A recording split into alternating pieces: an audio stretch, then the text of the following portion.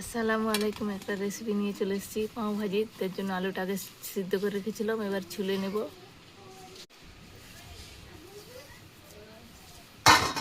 আলুগুলো ছিলা হয়ে গেছে। এখানে এর কড়াই বসিয়ে দেবো, মশলার জন্য কড়াটা বসিয়ে দেবো। এবার পুরটা বানানোর জন্য আলুটা এইভাবে চটকে নেবো একে একে। এবারে হয়ে গেছে ছানা। কড়াই তেল দিয়ে দেবো, আলুর জন্য তেলটা দিয়ে দিচ্ছি। একটা মশলা তৈরি হবে। পুরের জন্য গোটা লঙ্কা কটা ভেজে নেব।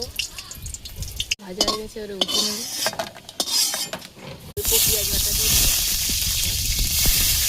বাটাটা দিলে আদা রসুনের পেস্টটা দিয়ে দেবো। লঙ্কা গুঁড়া, অল্প হলুদ গুঁড়া,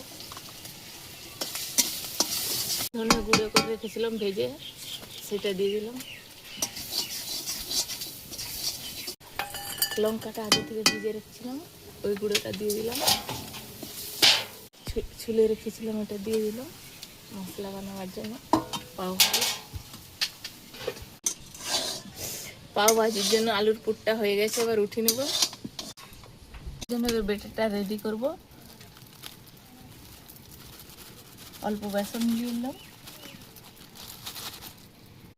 অল্প চালের গুঁড়ি,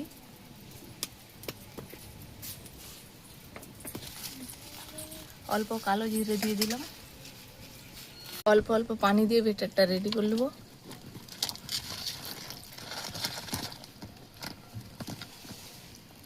ভাজির জন্য বেটারটা রেডি হয়ে গেছে, এবার কড়াই বসিয়ে দেবো। এবার কড়াইটা বসিয়ে দেবো, তেলটা ঢেলে দেবো।